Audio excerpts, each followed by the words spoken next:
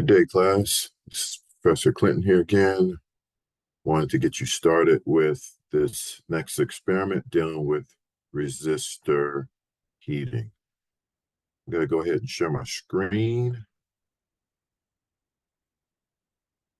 And you should see two screens now available to you. The one on the left pertains to the simulation that we're going to use. The one on the right is the document that you should have pulled down for your experiment. And so for this experiment, you can go into your lab manual and look at experiment number 27 for more details and some of the nuances with this experiment. But in a nutshell, what we're trying to do is we're trying to determine how much energy is absorbed by water, and then how much energy is going to be put out by a resistor. And how we're going to measure that, the units are going to be in joules. So you may have come across that in Physics 1. And on the right side here, we have a simplistic way of measuring for power, and power's in watts. But power is going to equal to the ratio of the energy over time. Q is going to be, for our experiment, the energy that's going to be put out by the resistor. On the left side over here is our resistor, also called, in this experiment is also called Joule's Heating Lab. So if you're trying to look that up, you can look that up as well under Joule, Joule. And then back over here on the right, our equation for energy put out by the resistor is going to be the amount of water that we're going to utilize, multiplied by the specific heat of water. The specific heat of water is deemed by this number here, 4,186 joules per kilogram Kelvin. So it should be a product between kilograms and Kelvin. And so when you click this link right here, it'll take you to this simulation. And the simulation allows you to do a couple things. It allows you to, let me blow this one up. It allows you to vary the resistance. Low amount of resistance is 2 ohms all the way up to 10 ohms. This resistor here, by the way, is what we call a rheostat. It's just a resistor where we can change the resistance in the coil, and we can also change the current that's flowing through here using this up-down arrow. It only varies between 1 and 3 amps. And here we have water.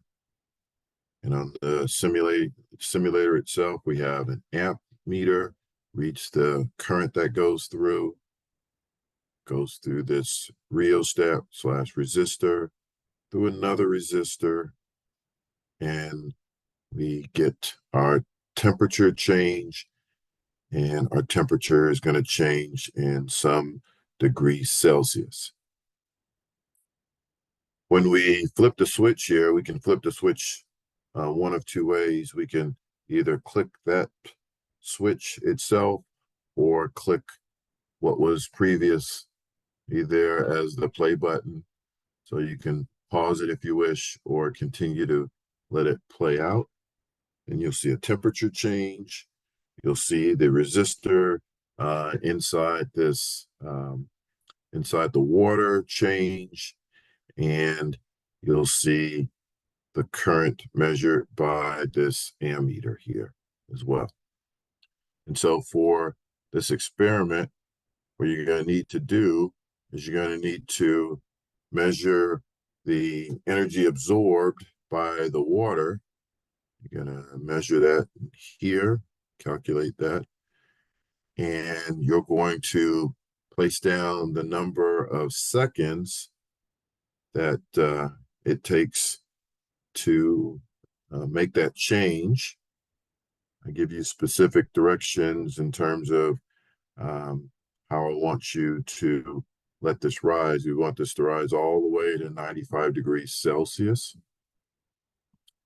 And just remember, the only downside is the units for the simulation are in minutes, and we're looking for time in seconds. So easy, um, easy conversion there for you. So you're going to repeat this again. You're going to use 3 amps.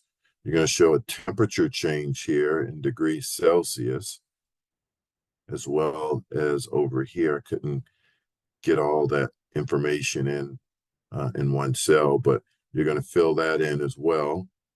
And you're going to make some remarks about um, how the energy gained by the water compares to the energy given out by the resistor in the water. And then question number 2 asks, when the resistance of the resistor in the water was changed, does the current also change? And what enables the current to do this? So hopefully these directions are fairly straightforward. Remember that this experiment is an individual assignment. So you're welcome to work with those that you've been working with in your groups. And by the way, if you're not sure of who your group members are from week to week, you can always email me. I can verify who your group members are. I have to place you in a group every week because every week things might change. And it's okay to let me know, hey, I'm not in a group for this week. So as it relates to this experiment, um, make sure to look at the calendar, make sure you gauge uh, what your team or your group is going to do, how you're going to plan this out. Look at the due dates.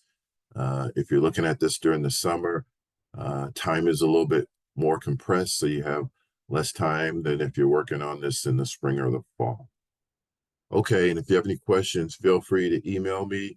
If it's an urgent matter or uh, time is of the essence, please try to give me a call